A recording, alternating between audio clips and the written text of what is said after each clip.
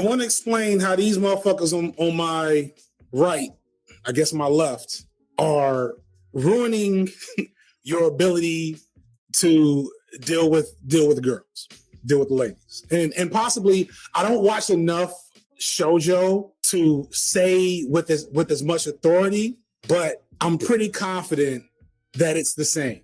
So who are they? I don't know. I don't know who these motherfuckers are. Y'all know who these motherfuckers are? Y'all recognize these dudes? He's from the one dude is from the Haruhi. The rest of these motherfuckers I don't recognize at all. I have no clue who they are, which is indicative of how shitty the harem protagonist is. So I feel like people have made a lot of jokes about the harem protagonist, but I wanted to at least take a crack at like a analytical breakdown of like what the harem protagonist is, or the shonen, the romance protagonist in general is, and like what people take away from it that ends up hurting them. So I don't know who these motherfuckers are. I always just use, let me just go ahead and pull them up. The person that literally like low-key ruined anime for me. This motherfucker right here has ruined a generation of nerds when it comes to dealing with women. I'm probably wrong. I'm probably projecting, right? So I know the weebs are gonna come and tell me how wrong I am. You're right, I'm wrong, but I'm gonna still talk my shit right now. So I got into anime later in life because anime didn't exist as it exists today when I was younger. You know, you had a couple of manga OVAs that you can get from Blockbuster. And then once I got to college, you had Toonami, Dragon Ball Z and Sailor Moon came on normal TV, probably a couple other dope joints, right? And so like I didn't catch anime as it was becoming a thing. And then I became a teacher. And as a teacher, my kids are all like, yo, what about Naruto? What about Bleach? What about One Piece? What about, the big three? And I'm like, oh, okay, let me go check this out. And I was watching a lot of that stuff. I was in a space where I just really was never like, shonen just didn't do much for me. So like, I've never finished any of those shows. I probably got the furthest in Naruto. Maybe I got the furthest in Bleach. Either way, like after a while, I was like, hey, this should need to end. So I didn't even bother with One Piece. I've never seen a single episode of One Piece because I've heard that that's really long. But like in the 2010s, I started, but as I, because of teaching, I started getting really into trying to watch more anime. And so I found myself watching more auteur-driven stuff. So my favorite probably ever is Madoka Magica, Golden Time, Fruits Baskets, Inuyasha, of course. And so I started noticing certain patterns around how anime treated romance that always like frustrated me. And I don't know what it is. I won't project because I don't know enough about Japan. I'm not a real weeb. But I know, culturally Japan is different. I started noticing and feeling that like anime and manga were really shitty at writing any type of interesting romantic anything. Like it's nice to have fantasy fulfillment in romance because that's what most people, like in romance, right? My wife, she's gonna hate that I'm gonna say this live, but AJ Signifier is a tsundere. She really is. It's fucking hilarious. She gets angry when something happens, when she really should be saying like, is everything okay? She's like, is everything okay? Like it's hilarious. She does it with my sons too. She just can't, it's not enough daring. Too much soon, right? So like, I get like the appeal, right? But when this happened, I was like, okay, this is really cool. Like, oh, we got a fantasy world, okay, fighting motherfuckers. All right, he's invincible for no reason, but whatever, man, that's cool. And then what's the main love interest girl name in this show? I can't remember her name. Asuka? There was a moment, and I don't know if it was Giguk or Yeek Studio. Yeah, thank you. Made a point in the old video, why does any woman like Kirito? And it's because plot. And literally, I think the author of Sword Art Online stated this. It's because the author does not know how to write women. and cannot write a female character and figure out anything to do with that female character that except for fall in love with the main character who is also me, by the way. So let me pull it back into real life, right? When you are like I was, so like I just outed myself as a much bigger weeb than I think people were ready to understand, especially at my age. I don't watch anime much now. I'm not saying that to save face, just so that people don't ask me about new shit, because I don't really watch new shit. But I spent a good chunk of my late 20s, early 30s catching up on all the weeb shit as much as I could. And I'll never forget when this started really to make sense to me with here we go. It started to make sense for me with Tenchi Muyo. If you watch Tenchi Muyo back in the early 2000s, I don't remember much of the show, to be honest with you. It wasn't that good, but it had anime boobs and I was 20. So I was like, yeah, we'll do it. And so like, but as I got older and I thought back on that show, I was like, why would anyone like Tenchi?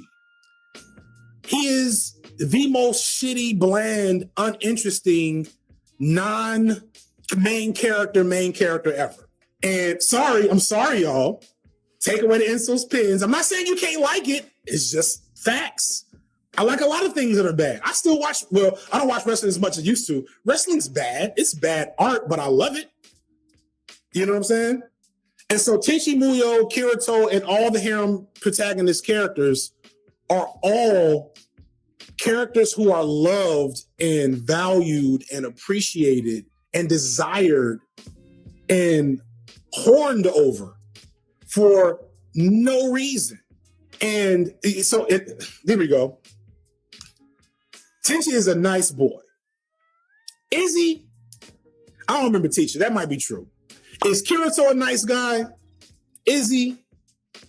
Because a nice guy would like chill on the harem in front of his main girl. You know what I'm saying? And so one of the reasons why I stopped engaging around anime is because, especially as I was older, it was just embarrassing. I'm sorry. It was just embarrassing. I really like some of the stories. I really like the art. I really like how creative and like provocative anime could be.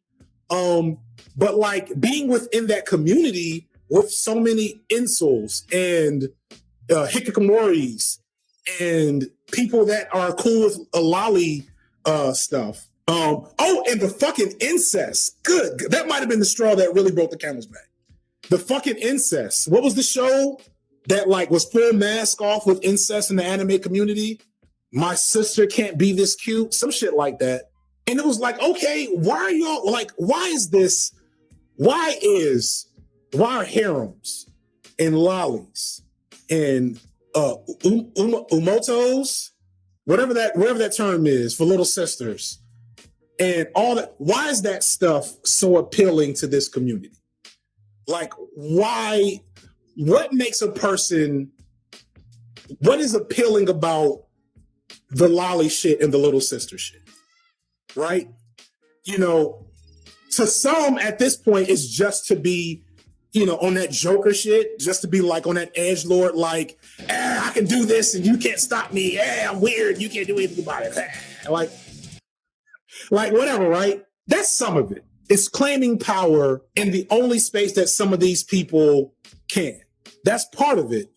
But the other part is how, and this is not just anime, this is any type of entertainment. This is bread to an extent, how surrounding ourselves with the most unchallenging and self-serving images of the world is very appealing when the world has constantly made you feel like shit.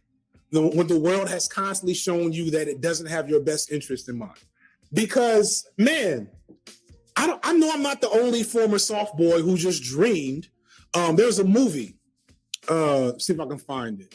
Natalie Portman, Garden State. Thank you, Nakia Video, Garden State. And it was one of the first places where the Manic Pixie Dream Girl got, well, at least that's the first time I encountered that idea. you have these nebbish, soft boy, socially marginal, maybe awkward, still hetero, still cis, still hetero men who imagine and fantasize. And like, this is fine. Fantasy is great. Don't ever stop fantasizing. For real. Don't ever stop that shit. But if you're not willing to, but you have to also be willing to like understand the nature of fantasy to not be reality and balance that. And what made me turn off from anime was I realized that like anime communities are really like toxically reinforcing the validity of existing only in a fantasy space. And to the point where they are now openly hostile to valid criticism and like just normatively appropriate behavior around anime shit. And part of me empathizes because I understand how you get to that point. I understand how seeing a Kirito as this fantasy figure and having a Mannix pixie dream girl who just comes and without you ever doing any actual work on yourself and self-development, without you doing any actual work, this girl just likes you as you are, which is probably not very good. Like this girl likes you. Oh man, Welcome to NHK might have been the last thing. That might have been the last draw. Was Welcome to NHK. Because Welcome to NHK is a anime. It's tough to watch because it's like really a lot of gut punches in it because the guy that's the main character is such a disaster. But at the end of the day, he gets this girl who just likes him. Like there's nothing about him that's likable. He's a pervert and a pedophile. Because I'm pretty sure the girl is underage. I don't remember. But there's nothing about this guy to be likable, but he gets the girl anyway. And like, I get why that's appealing, but like, it is, for those of you who are deep into that space, it is killing your ability to do more in life. It is. And like, when because I've been, ever since I started doing this manosphere shit, I've been perusing Reddit. I've been perusing different message boards, whatever. And like, the way I hear, some of this is definitely applicable to young women as well. I hear people talk about how insert bad thing they are. They're too unattractive. They're too socially awkward.